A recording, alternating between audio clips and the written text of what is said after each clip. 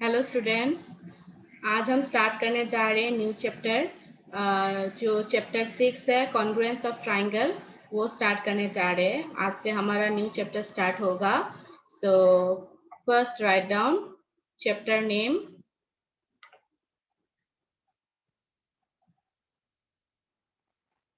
Chapter number 6, sorry number 7, chapter number 7।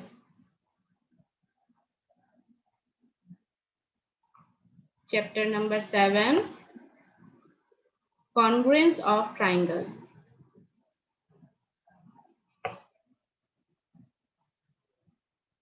congruence of triangles of triangles, ये है हमारा new chapter. ठीक है, सो फर्स्ट हमको इस चैप्टर में जानना है कि कॉन्ग्रुएंस क्या है, व्हाट इज कॉन्ग्रुएंस। ठीक है, सो फर्स्ट टॉपिक है congruence.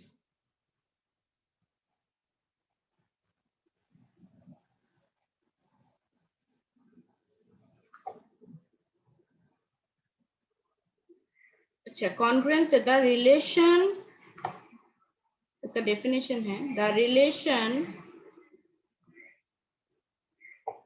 Of two objects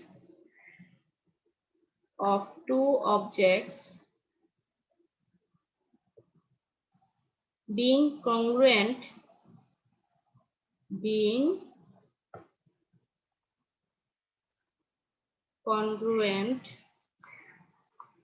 is called congruence।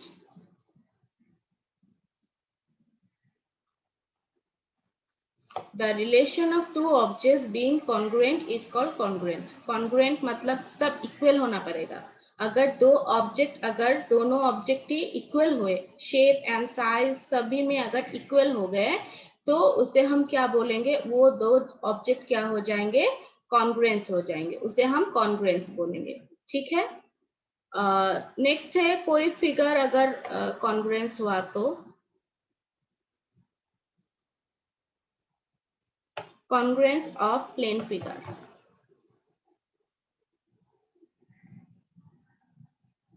congruence of plane figure,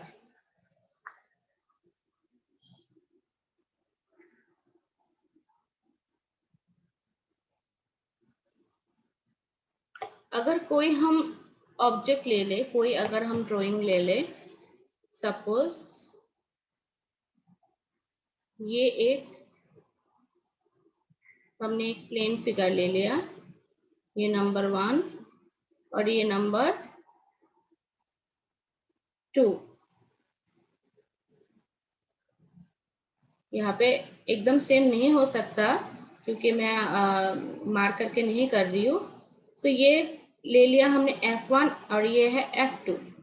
ठीक है, अगर ये दोनों साइज एंड शेप अगर सेम हो गया तो ये क्या हो जाएंगे, F1 एंड F2 क्या हो जाएंगे, कॉन्ग्रुएंस हो जाएंगे। और F1 F2 को हम कैसे लिखेंगे, F1 कॉन्ग्रुएंस F2, ये सिंबल है। ठीक है, इक्वल के ऊपर ये तो एक कार्व देना पड़ता है, इसे हम क्या बोलते हैं, कॉन्ग्रुएंस सिंबल। ठीक है, सो F1 F2 क्या है, कॉन्ग्रुएंस है। सिमिलरली लाइन को भी हम ऐसे बोल सकते हैं, अगर हमने कोई लाइन ले लिया, congruence among line segment, congruence among line segment.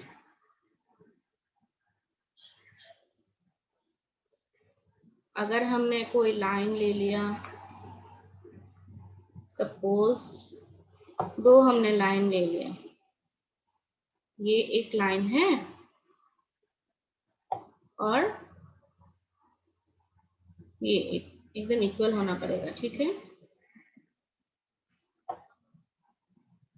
सो ये होगा ए बी लाइन एंड ये है सी डी लाइन। तो A B and C D अगर दोनों ही एकदम इक्वल हो गए, एकदम इक्वल, ये लाइन सेगमेंट है ना, दो इसका पॉइंट है, तो ये दोनों अगर इक्वल है तो इसे हम कैसे लिखेंगे? A B line segment equivalent, मतलब जो कॉन्ग्रुएंस का है, congruence C D, A B congruence C D, ये सिंबल आ जाएगा। ठीक है, नेक्स्ट है एंगल का। एंगल में भी सेम होगा, कॉन्ग्रुएंस साइन आ जाएगा, congruence of angle, congruence of angles.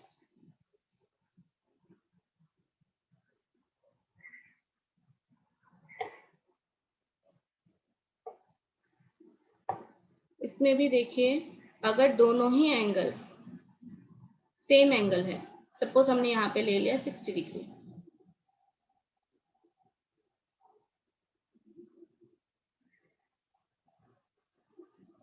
दोनों ही एंगल सेम है, सपोज ले लिया ये भी 60 डिग्री है, ये भी 60 डिग्री है, तो दोनों एंगल इक्वल हो गए।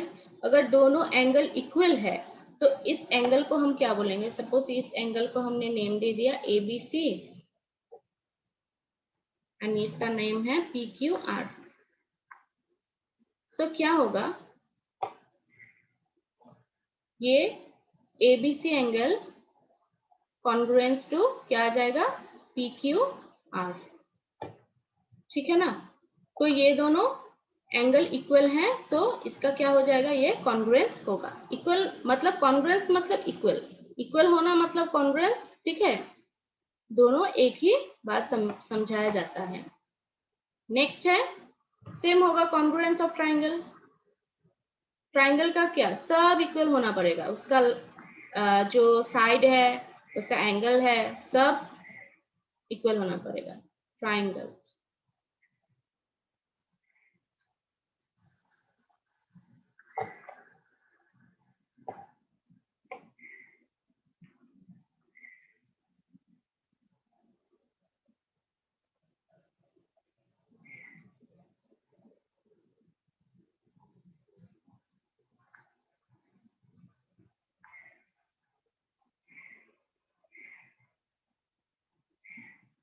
ये दोनों ट्राइंगल इक्वल हमने ले लिया। ठीक है, तो ये है ABC ट्राइंगल एंड PQR। तो इसका ये A angle and P angle equal होना पड़ेगा, B angle Q angle equal होना पड़ेगा, C angle and R angle equal होना पड़ेगा, और इसका ये साइड AB साइड PQ के साथ इक्वल होना पड़ेगा, BC साइड QR के साथ इक्वल होना पड़ेगा, एंड AC साइड PR के साथ, PR के साथ इक्वल होना पड़ेगा। तो अगर ये साइड जिस तरफ है, मतलब AB जिस तरफ है, PQ भी उस तरफ है, तो AB PQ equal, BC QR equal and AC PR equal, and सबकी एंगल अगर इक्वल हुए, A के साथ P एंड B के साथ Q एंड C के साथ R, तब इन दोनों ट्राइंगल को हम क्या बोलेंगे? कॉन्ग्रुएंस ट्राइंगल बोलेंगे। सो ABC congruence PQR।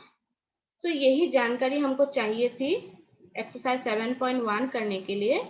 So next हम करते हैं एक्सरसाइज 7.1। एक्सरसाइज 7.1 देखिए, फर्स्ट नंबर 1 क्वेश्चन का क्या दिया है? Complete the following statement. Complete the following statement. अच्छा, नंबर ए का बोला है 2 line segments are congruent if, इसका आंसर होगा, अगर congruent 2 line segment are congruent if क्या होना पड़ेगा? they have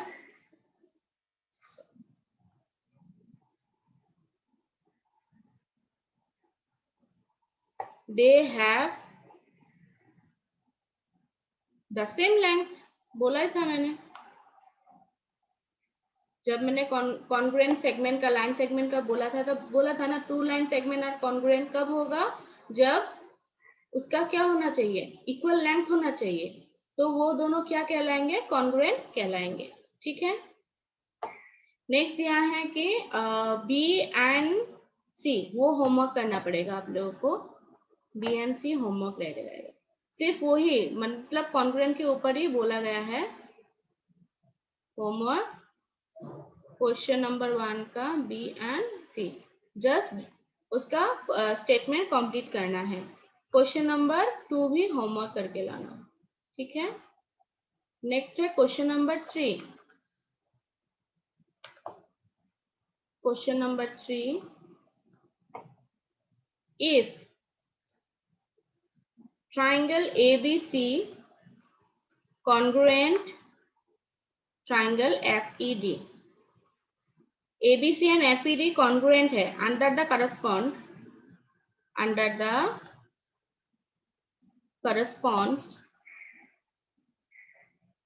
correspondence ABC FED, write all the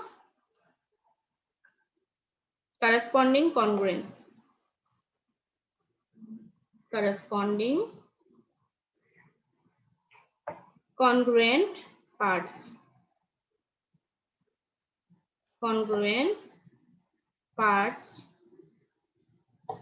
of the triangle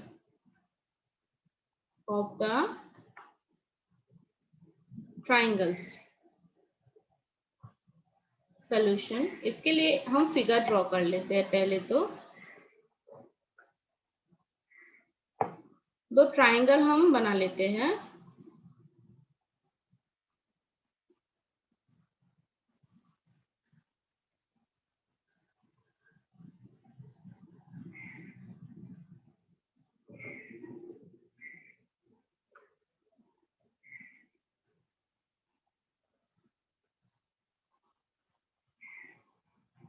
ये दोनों ट्राइंगल हमने ड्रॉ कर लिया, ABC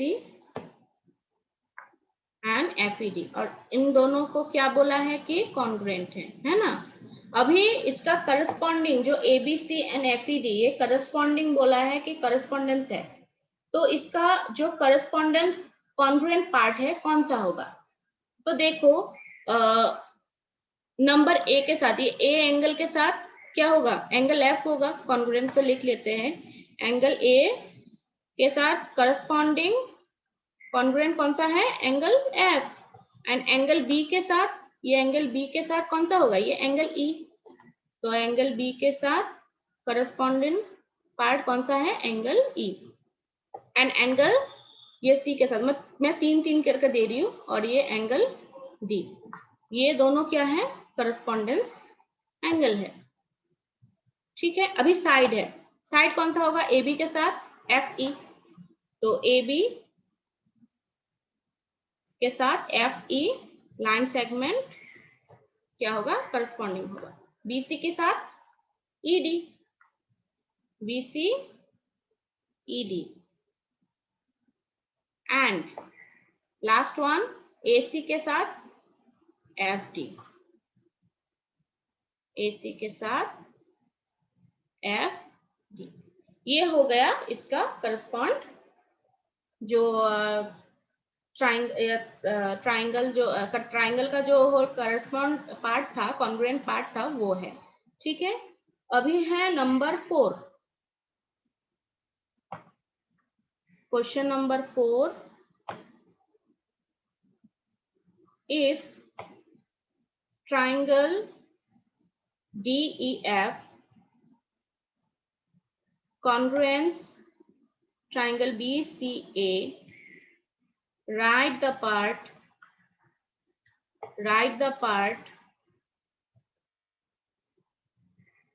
of triangle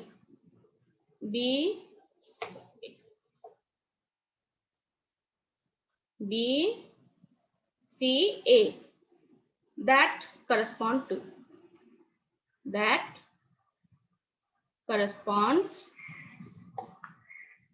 to number 1 ये किसके साथ करस्पॉन्ड होगा। पहले तो फिगर ड्रॉ कर लेते हैं, नहीं तो समझ में नहीं आएगा। इसमें अगर फिगर नहीं ड्रॉ करोगे ना एकदम समझ में नहीं आएगा। तो DEF एक ट्राइंगल ड्रॉ कर लेते हैं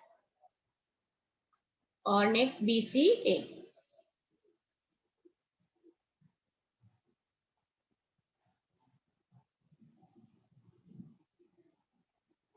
BCA DEF and BCA, ठीक है, ड्रॉ कर लिया। अभी देखो एंगल E के साथ, एंगल E के साथ कौन सा करस्पॉन्ड एंगल है, ये एंगल E है, इसके साथ एंगल C है कि नहीं, तो इसका आंसर क्या होगा, एंगल C होगा, क्योंकि E के साथ करस्पॉन्ड एंगल कौन सा है, C। नंबर 2 में बोला गया है कि EF के साथ कौन सा वाला है, EF के साथ कौन सा वाला है, EF के साथ कौन सा, ये EF है और ये क्या है, CA है। तो कौन सा साइड होगा, CA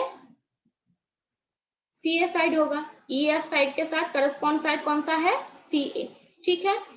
नेक्स्ट नंबर